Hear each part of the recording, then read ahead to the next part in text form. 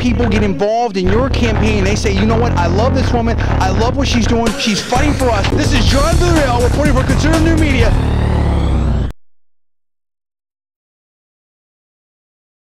Here's the thing, if we actually wanted to get serious about Homeland Security, we would make nice with and learn a lot from the Israeli security folks over there, from Mossad. Instead of, you know, kicking Benjamin Netanyahu, the Prime Minister of Israel, out of the White House, more or less, basically, in my personal opinion, and freezing out those folks over there, and hurting relations with Israel, our only #1 ally, while they sit under the potential nuclear threat of Iran and the missile threat of Hezbollah and Hamas. Those people deal with this type of stuff on a daily basis, and it's never stopped. At least they know how to deal with it. This is very serious right now. I mean, it's bad enough with this economy being so bad, and that is definitely focus #1 and job #1. But now we have this entire sort of terror thing raising its ugly head again, and here you have a president and who basically has made it his mission to outreach the Muslim world, and we can debate whether that's good or bad, but apparently it's not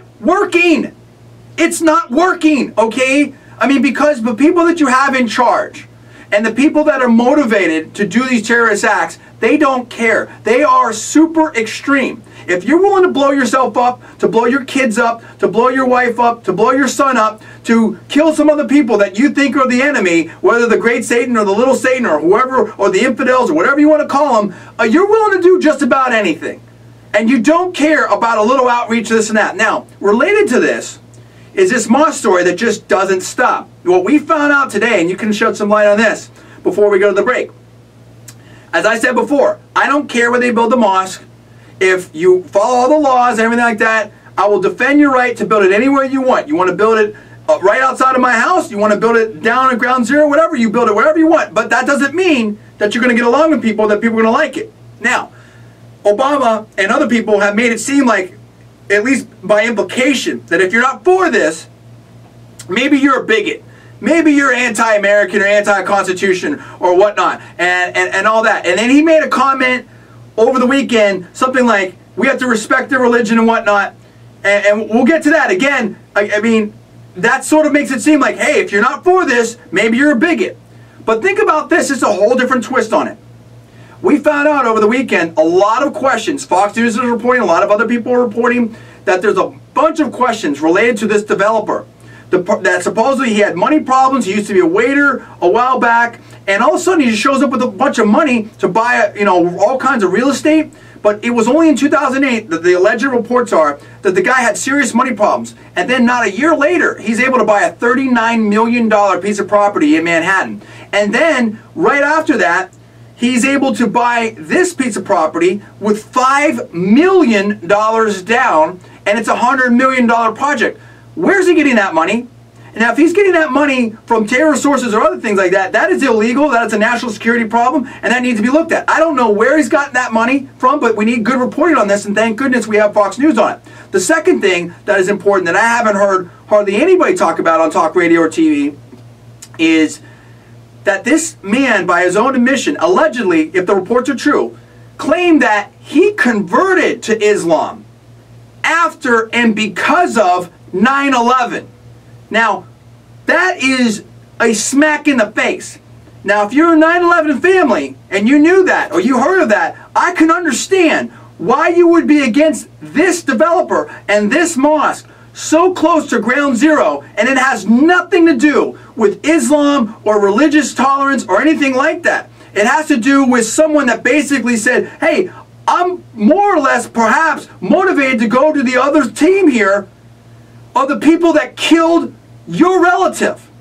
And I'm going to erect a big building on that. Now, again, he has every single right to do it, and I defend his right to do it as long as he's doing it legally, and he has the funds to do it legally, and I think they should do it anywhere that they want. But I understand 9/11 victims, I understand New Yorkers being upset about it, and that, to my mind, has nothing to do with bigotry or anything like that. And I think Obama and maybe even Mayor Bloomberg need to apologize to Americans that are 70% against this, and to the 9/11 victim families and the rest of us. We're going to talk about all that and more when we come back. You're listening to 1360 AM KFIV, and this is Afternoons Live, and I'm John D. Villarreal, sitting in for Dave Diamond. And we're back here on KFIV 1360 AM Modesto and KWSX 1280 AM Stockton. I am John D. Villarreal and I'm filling in for Dave today. You want to join us? We got a hot show. We're getting into everything now. We're breaking news. 551-3483 or outside the greater Modesto area. You can join us toll-free anywhere in these great United States at 866-770-5556. Now, here's what we're talking about. Let's bring Paul back in here. Paul, do you feel me about this whole Mosque situation and this guy who claims allegedly that he converted to Islam after the 9/11 attack and because of the 9/11 attack? I mean, if you're a 9/11 victim family, I mean, how do you feel about that? Right, and again, this is not about anyone's rights or constitutional right. They have absolutely every constitutional right to put it down there. I've said that before. I defended them. Dave got upset at me. I don't care where they put it as long as they have they've done everything legally right in terms of the permits, the zoning, the funding, the whole 9 yards. You put it anywhere that you want. But my point is, very simply, again, not whether the mosque should or shouldn't be there.